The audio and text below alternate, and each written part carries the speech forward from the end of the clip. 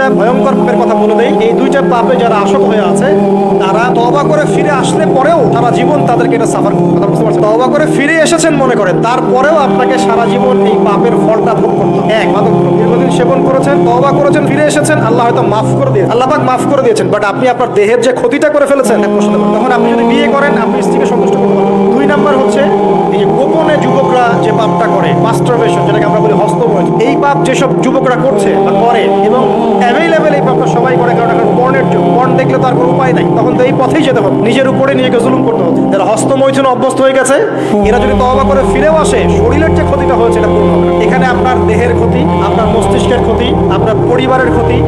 যেমন আপনি যদি পরবর্তীতে গিয়ে পরিবার গঠন করতে চান, আপনি সুখী পরিবার গঠন করতে পারবেন না, কারণ ভিতর থেকে আপনি নিজেকে শেষ করে ফেলেন। গোপন পাপে লিপ্ত হবেন না, আপনি যৌবনকে ধরে রাখেন, ইনশাআল্লাহ দেখবেন আপনি সারা জীবন এনজয় করতে পারবেন। কিন্তু যদি এখন নিজেকে শেষ করে ফেলেন, এখন নিজেকে শেষ করে ফেললে আপনি বিয়ে করলে পরেও দেখবেন আপনি পস্তাচ্ছেন। ওই যে কলিকাতা হারবালে যেতে হবে, মডার্ন হারবালে দৌড় দিতে হবে, আর সব হারবাল টারবাল খেয়ে লাভ হয়। কারণ কি? কারণ আল্লাহ প্রদত্ত যে নেয়ামত সেটা আপনি নষ্ট করে ফেলেছেন, এখন এইটা আর আপনি ক্ষতিপূরণ দিতে পারেন। অতএব জীবনটাকে সিরিয়াসলি নেন। দেখেন আমার মতো বয়সে, আমার চেয়ে প্রায় 10 বছর বয়স আগেই তারেক বিন জিয়াদ স্পেন জয় করেছিল।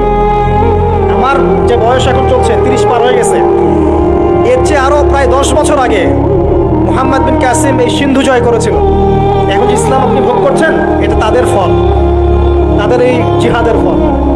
তো এখন আমাদের এই যে 20 বছর 30 বছরের যুব সমাজের দিকে তাকায় দেখেন, একবার তাকায় দেখেন, চেহারাগুলো একটু দেখেন, চেহারা দেখেন, এক একটা চেহারা দেখেন, চেহারায় নূর নাই, নষ্ট হয়ে গেছে, নামাজ নাই, চোখগুলো বসে যাচ্ছে, কারণ সারা রাত জেগে থাকছে। ওই যে টিকটক টিকটক টিকটক সারা রাত, হ্যাঁ সারা রাত ফোনে, সারা রাত গল্প গুজব। রাত্রেবেলা দেখবেন, রাত্রেবেলা শহর যেন জীবিত হচ্ছে, রাত্রেবেলা ক্যারাম খেলে, রাত্রে লুডু খেলে, রাত্রে এটা করে বসে, সারাদিন ঘুম, সারাটা দিন ঘুম। আপনি কি জানেন সারা রাত কে জেগে থাকে, সারাদিনকে, সারা রাত কে ঘুমায় আর সারা দিন কে জেগে থাকে? সারা রাত জেগে থাকে কুকুর এবং সারাদিন ঘুমায় কুকুর। আর দেখবেন আপনি বিড়ালকে দেখবেন, ও কিন্তু রাত্রে ঘুম এবং দিনের বেলা সে অ্যাক্টিভ। পাখিকে দেখবেন, পাখি সন্ধ্যা হলো একদম ঘরে, যেই সূর্য ডুববে পাখি একদম ঘরে, দেখেন না? পাখি ঘরে। আর যেই ফজর হবে পাখি বের হয়ে গেল। আর আল্লাহ রাসূল সাল্লাল্লাহু আলাইহি ওয়াসাল্লাম হয়তো বা এই কারণেই, আল্লাহ ভালো জানেন, তিনি বলেছেন এমন কিছু মানুষ জান্নাতে যাবে যাদের মনটা হবে পাখির মতো। দেখেন পাখি কি করে, একদম সন্ধ্যা হলো ঘরে ঢুকে গেল, যেই ফজর হবে একদম ফজরের আগে আগে সে বের হয়ে গেল।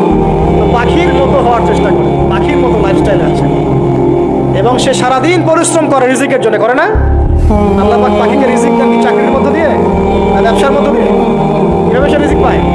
তাওয়াক্কুল, তাওয়াক্কুল, আল্লাহর প্রতি তাওয়াক্কুল। আর তাওয়াক্কুল করে কি সে ঘরে বসে থাকে না রিজিক সার্চ করে, রিজিক তালাশ করে? আপনিও রিজিক তালাশ করেন, আল্লাহ পাক রিজিক দিবে ইনশাআল্লাহ। প্রিয় যুবক ভাইরা, আল্লাহর ওয়াস্তে তওবা করেন।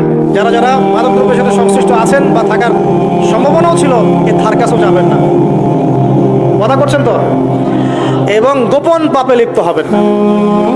মুসলিম তরুণ যুবকদেরকে উদ্দেশ্য বলছি যে আপনারা কায়িক পরিশ্রম করেন, কায়িক পরিশ্রম করেন, 5 ওয়াক্ত সালাতটা আল্লাহর ওয়াস্তে নামাজে মসজিদে এসে পড়েন। বেশি কিছু করতে বলছি না ভাই, আমার কথা শোনেন, বেশি কিছু করতে বলছি না, আল্লাহর ওয়াস্তে 5 ওয়াক্ত নামাজটা মসজিদে পড়েন, পারবেন না? আচ্ছা, ডেইলি 10টা পৃষ্ঠা করে কোরআন তেলাওয়াত করেন, পারবেন? আল্লাহ তৌফিক দান। ডেইলি 2-4 টাকা করে সদকা করেন, পারবেন? আচ্ছা, প্রত্যেক দিন কিছু দাওয়াতি কাজ করেন, আমর বিল মারুফ, সৎ কাজের আদেশ করবেন, নাহি আনিল মুনকার, অসৎ কাজ নিষেধ করবেন, পারা যাবে? আপনি হালাল রিজিকের একটা সন্ধান করার চেষ্টা করুন, পারবেন ইনশাআল্লাহ। পড়াশোনায় নিজেকে ব্যস্ত রাখেন, লেখাপড়ায় নিজেকে ব্যস্ত রাখেন। যদি এর পাশে আপনি সময় পান, আমি বলবো আপনি খেলাধুলা করুন। যদি সময় কিছু বের করতে পারেন, কায়িক কিছু পরিশ্রম করেন, প্রয়োজনে কিছু কসরত করেন, জিম করেন, খেলাধুলা করেন, তারপরেও পড়নে যায় না, তারপরেও গার্লফ্রেন্ডের পিছনে সময় নষ্ট করেন না, তারপরেও যে টিকটক, ফেসবুক, ইউটিউব দিয়ে করে থাকেন, ওগুলোর চেয়ে খেলাধুলা করা অনেক ভালো। অ্যাটলিস্ট আপনি ফিজিক্যালি ফিট থাকবেন। অনেকে বলতে পারে যে এটা না করলে হয়, এটা বাজে কাজ, সময় নষ্ট। আমি মনে করি এখনকার যুবকরা যেসব পথে সময় নষ্ট করছে, এর চাইতে অ্যাটলিস্ট খেলাধুলা করলে ভালো ছিল। একটা সময় ছিল না, আজকে থেকে 10 বছর আগে প্রচুর খেলা হতো না? ক্রিকেট হতো, ফুটবল হতো, এই ব্যাডমিন্টন হতো শীতকালে, তাই না? খেলার লিপ্ত থাকলে কিন্তু আমাদের মধ্যে একটা হৃদ্যতা, একটা বন্ড তৈরি হতো, একটা বন্ড। আমরা অনেক টুর্নামেন্ট খেলতাম না?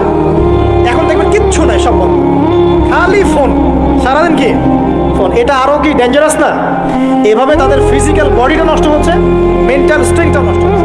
এর চেয়ে বরং তারা যদি কোনো কসরত করে, আমি কোরআন সুন্নাহ থেকে কোনো কথা বলছি না।